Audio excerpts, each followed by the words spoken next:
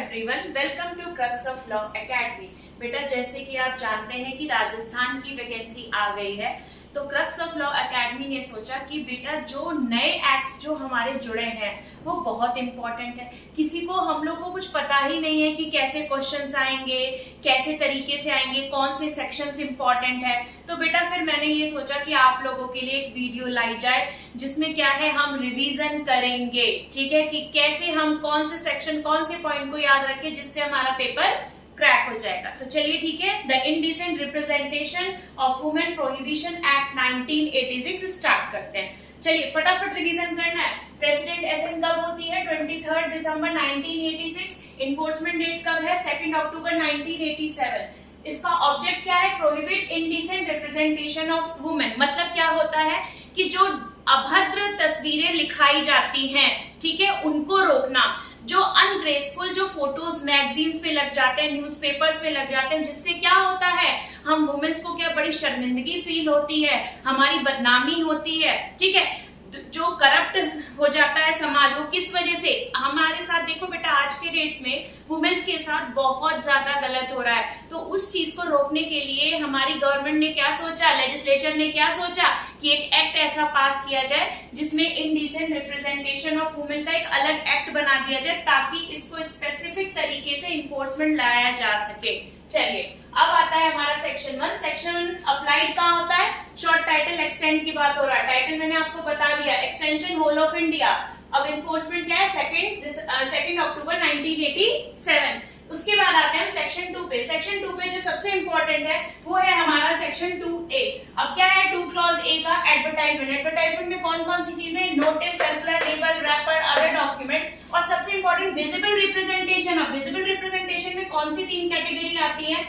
कोई लाइट से हो रहा है, कोई साउंड से हो रहा है, कोई स्मोक गैस का यूज किया जा रहा है। मतलब इन तरीकों से भी इनडिसेंट रिप्रेजेंटेशन हो रहा है बच्चों, ठीक है। उसके बाद हम आते हैं सेक्शन 2B, डिस्ट्रीब्यूशन। डिस्ट्रीब्यूशन में क्या होता है? यहाँ सैंपल्स लिए जाते हैं और वो सैंपल्स फ्री भी हो सकते हैं, पेड भी हो सकते हैं। चलिए बेटा, अब हमारा नेक्स्ट क्लॉज जो है वो डेफिनेशन का, वो है 2 क्लॉज C।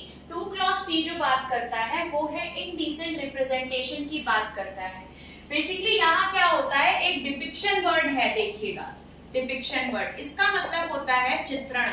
मतलब इनडिसेंट रिप्रेजेंटेशन तो हो रहा है, लेकिन किन किन तरीकों से कैसे चित्रण किए जा रहे हैं, क्या क्या पिक्चराइजेशन की जा रही है। तो वो क्या, फिगर, किसी भी वुमेन के फिगर से रिलेटेड, कोई उसका फॉर्म है, वो बैठी है, चल रही है, सामने से आ रही है, पीछे से आ रही है, ऐसे फॉर्म का भी आप चित्रण करते हैं, या फिर किसी बॉडी पार्ट का चित्रण करते हैं, या पूरी बॉडी का ही चित्रण करते हैं। तो ऐसी चीजों को क्या कहा जाता है? हम क्या कहते हैं कि हमने क्या किया है? इनडिसेंट रिप्रेजेंटेशन किया है। लेकिन इसका क्या है, इस सेक्शन में ना इनके इफेक्ट्स की भी बात की गई है। इस सेक्शन में इनके इफेक्ट्स की भी बात की गई है, और इफेक्ट्स को 2 कैटेगरी में बांटा गया है, ठीक है।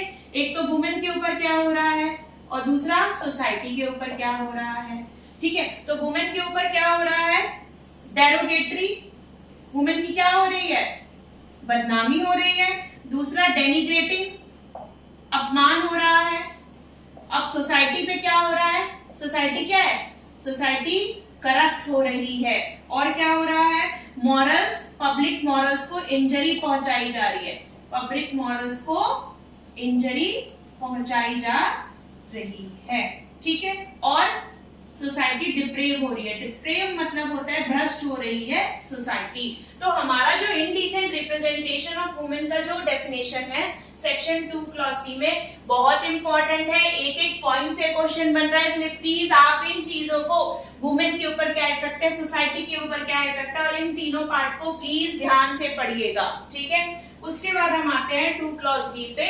ये क्या है? लेबल है। अब लेबल में क्या, कोई चीज रिटन है, कोई चीज नाप पे, हम क्या करते हैं, एक पेपर पे कोई चीज नाप कर कहते हैं ना लेबल है, चाहे वो अंडरलाइन से कर दे, चाहे कोई स्लैश कर दे, ये सब चीजें क्या होती है, जनरल भाषा में हम उसे लेबल कहते हैं। लेकिन यहाँ जो है रिटन को कहा गया है, मार्क को, कोई चीज स्टैम्प की गई है, एफिक्स किया गया है, या प्रिंटेड है, या ग्राफिक मैनर एक नया पॉइंट है, इसको भी इन लोगों ने लेबल की बात की गई है। अब क्या है बेटा, अब आप कहोगे मैम देखो इन पॉइंट्स को ना, क्योंकि नया एक्ट है ना, तो हमें एक एक पॉइंट को बहुत ध्यान से करना है। हमारा कोई भी क्वेश्चन पूछ सकते हैं। मान लो आपसे क्वेश्चन पूछा written mark stamp, none of these या फिर ऑल ऑफ दीज। अब क्या है, ये नन ऑफ दीज आ गया तो वो तो पूरा ही गलत हो गया क्योंकि ये तीनों तो है, लेकिन ऑल ऑफ दीज आ गया तो ये पूरा सही हो गया क्योंकि रिटन मार्क स्टैम्प तीनों हमारे लेबल में इंक्लूड होते हैं। नेक्स्ट है हमारा सेक्शन 2E।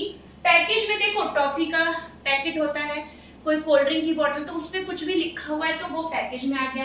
प्रिस्क्राइब जो चीजें लिखी है एज इट इज उनको हम कह देते हैं प्रिस्क्राइब, जो चीजें इस एक्ट के अंदर दी हुई है।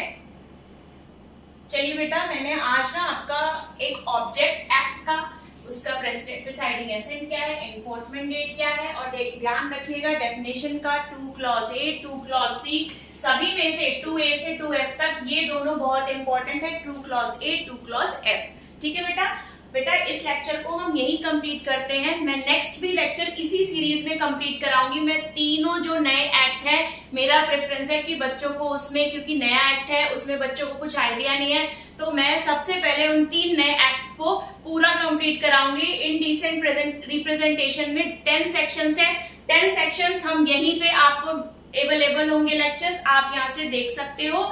और अगर आपको मेरा लेक्चर पसंद आया हो तो please like, share and subscribe. बेटा, हमारे क्रक्स ऑफ लॉ एकेडमी पे राजस्थान का बैच चल रहा है, तो अगर आपको पेड ग्रुप ज्वाइन करना हो तो आप हमसे कांटेक्ट कर सकते हैं। टेलीग्राम पे भी है, आपको लिंक नीचे मिल जाएगा यूट्यूब के वीडियो के नीचे, आप वहां से ज्वाइन कर सकते हैं। और प्लीज कमेंट करके बताइए कि आपको लेक्चर कैसा लग रहा है। बेटा, बेसिकली मेरा मोटिव ये है कि बहुत कम टाइम में बच्चों का क्या हो, रिवीजन हो जाए। Thank you all of you.